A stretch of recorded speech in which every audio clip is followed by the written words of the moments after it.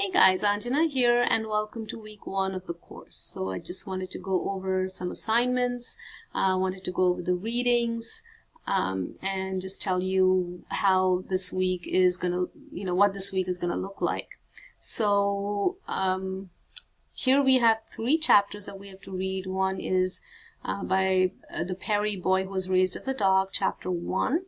This is Tina's story, and really I want you to look at this story through a social work perspective and maybe ask yourself some question as who's the client here, okay? Who's not just the identified patient, but the client.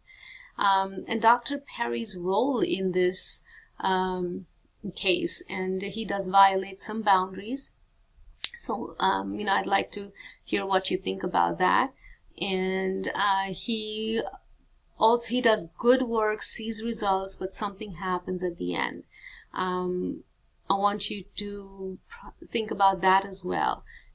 Tina is growing, so her developmental age, how is her brain impacted by the trauma, her social status, her mother's status, all these factors play into Tina's story. Okay, so just think about her story in all these dimensions. Rothschild, the body remembers the psychophysiology of trauma. It's really how our brain and our body is connected and how we react during trauma.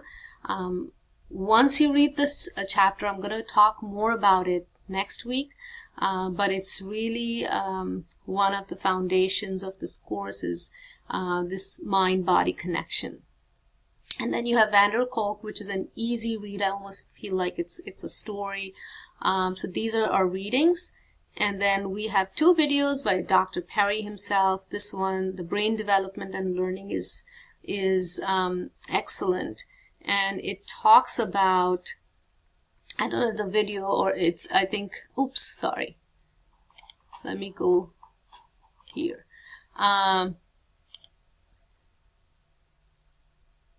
When we think of trauma, we need to find out a little bit more about when the trauma occurred, what was the level of support that this person received. For example, if the trauma occurs when the person is a child and the brain is not yet developed, okay, let me see where that slide is. Let's start from here, the factors affecting the trauma response. Essentially, if you are in a traumatic situation, let's say some natural calamity, but your parents, your neighbors, your community was there and you were a young child, but everybody kind of rallied around and you still managed to feel safe in that environment, then chances of you developing PTSD are much, much less compared to someone who did not have these supports. So it's not just the event, it is the strength of your external supports and your internal supports. When you don't have either, that's when PTSD really develops. Okay, and let me go to the other slide that I thought was interesting. We're going to be talking a lot about neuroplasticity, which is our brain's ability to change when exposed to certain experiences. And trauma is an experience that's out of our control, that's thrust upon us. We kind of don't know how to deal with it, and our brain changes as a result. However, in treatment of trauma, we can control what we expose our brain to. And again, we'll be talking more about that. But I just wanted to briefly go over some key points here.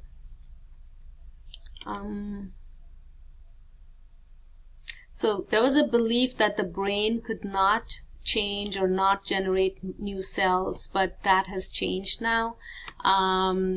That we are plastic throughout our life, and this is key to understand. A lot of times trauma survivors feel like the life is over, this is it, and they have a sense of hopelessness. And it's really empowering for them to hear that no, your brain will change and your brain will support you, and this is what will happen in your body and your mind as your brain changes. And let me see. So these are the main points that I really wanted you to think about. Oh, and here's one. The treatment of trauma. Here you go. Sorry. So the number one is establishing safety. And this has to be your goal when you meet with the trauma survivor. And the reason being, the trauma survivor is already overwhelmed and unable to take in a lot of information, and all they want is someone to just take care of them initially, to develop a trusting relationship. Sometimes people stay in this stage for a long time. If we move too quickly to this part, reconstructing the trauma story, we run the risk of re-traumatizing them and destabilizing them. So number two, reconstructing the trauma story has to come much, much later. The first thing you do is establishing safety for the person. And here, this is how trauma impacts us. And when you do these cases in Dr. Perry's books, this is something I want you to keep in mind, that trauma impacts every area of our life. So biological, emotional, physical, and it takes away our sense of control, the meaning we make of our lives, our trust in other people, and this impacts our relationship. It impacts how we feel in society, in the world. So when you look at a person like Tina, the way we're going to look at her this week, try and understand her from all these perspectives. What's going on with her? Okay? So this was just a brief description of this week's readings, and I want to go over to this week's assignments. Let me see.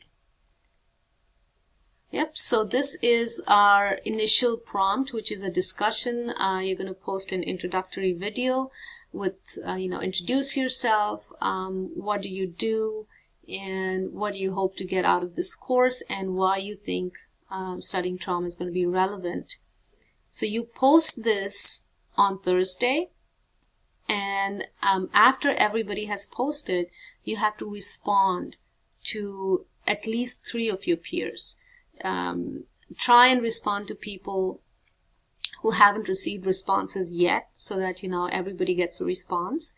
And we'll talk about what in their writing resonated with you or sparked some interest, or a question perhaps you have for them. So it's a good way for us to introduce ourselves to each other and connect to each other.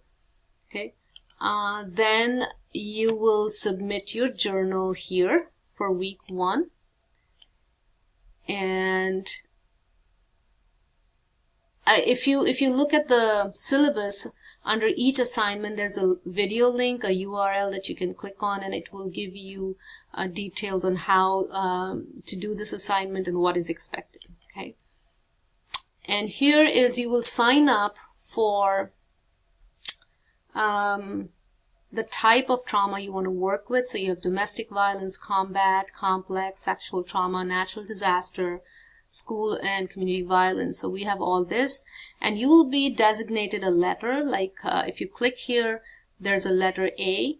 Okay, so starting from week 2, each case study is going to have a prompt that you are going to write about. For example, in week 1, everybody who has A is going to write about micro, look at a case from a micro aspect.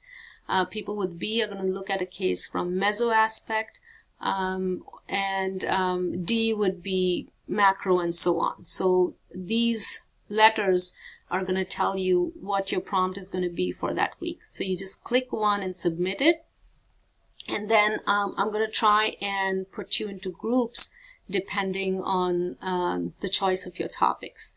And I'm going to try and give you what you asked for, but in case that's not possible, please be a little flexible, okay? Then we have the sign up for technique demonstration, which you're going to do in this week itself. So you can pick any of these weeks. Try and if like a lot of people have signed up for week 4, maybe you could spread it out a bit, because we have to view each technique demonstration and then give our feedback on that. So if there's a lot of demonstrations on one particular week, then it's just going to be harder for everybody. So try and spread them across, but it's not required. You can click any week that works for you.